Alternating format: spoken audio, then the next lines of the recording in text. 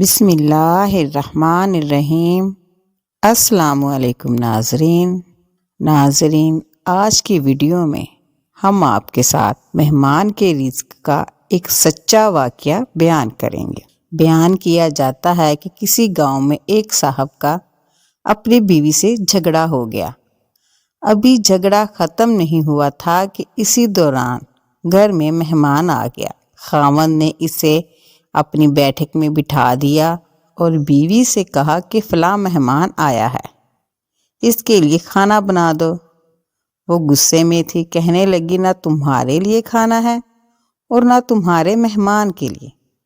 وہ بڑا پریشان ہوا کہ لڑائی تو ہماری اپنی ہے، اگر رشتے دار کو اس بات کا پتہ چل گیا تو خواہ مخواہ خاندان میں بات ہوگی اور خواری الگ سے ہوگی، لہٰذا خاموشی سے آ کر مہمان کے پاس بیٹھ گیا۔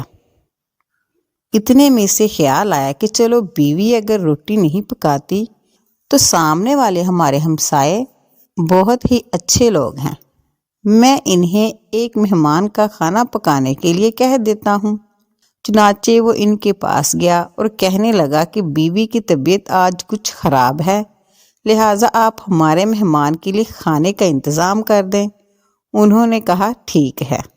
وہ مطمئن ہو کر مہمان کے پاس آ کر بیٹھ گیا کہ مہمان کو کم از کم کھانا تو مل جائے گا جس سے میری عزت بچ جائے گی۔ تھوڑی دیر کے بعد مہمان نے کہا کہ ذرا ٹھنڈا پانی تو لا دیجئے۔ وہ اٹھا کہ میں گھڑے سے ٹھنڈا پانی لاتا ہوں۔ اندر گیا تو دیکھتا ہے کہ بیوی تو زوروں کو تار رو رہی ہے۔ وہ بڑا حیران ہوا اور کہنے لگا کیا بات ہے؟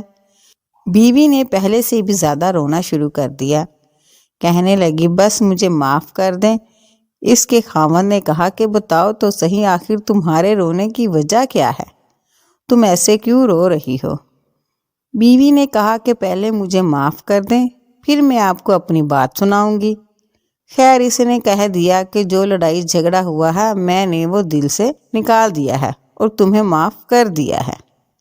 پھر وہ کہنے لگی کہ جب آپ نے آ کر مہمان کے بارے میں بتایا اور میں نے کہہ دیا کہ نہ تمہارے لیے کچھ پکے گا اور نہ ہی تمہارے مہمان کے لیے کچھ پکے گا تو آپ چلے گئے، مگر میں نے دل میں سوچا کہ لڑائی تو میری اور آپ کی ہے اور یہ مہمان رشتے دار ہے، ہمیں اس کے سامنے اپنے جھگڑے کی پول نہیں کھولنی چاہیے۔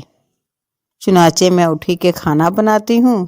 جب میں باورچی خانے میں گئی تو میں نے دیکھا کہ جس بوری میں ہمارا آٹا پڑا ہوتا ہے ایک سفید لباس شخص اس بوری میں سے آٹا نکال رہا ہے۔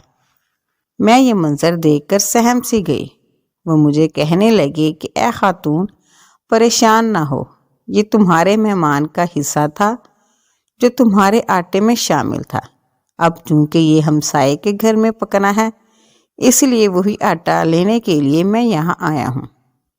اس واقعے سے ثابت ہوتا ہے کہ مہمان بعد میں آتا ہے جبکہ اللہ تعالیٰ اس کا رزق پہلے بھیج دیتا ہے۔ یہ واقعہ کتاب خطابات فقیر سے ماخوذ کیا گیا ہے۔ امید ہے آپ کو آج کی ویڈیو پسند آئی ہوگی۔ مزید میری ویڈیو دیکھنے کے لیے میرے چینل کو لائک اور سبسکرائب ضرور کریں۔ شکریہ۔ اللہ حافظ۔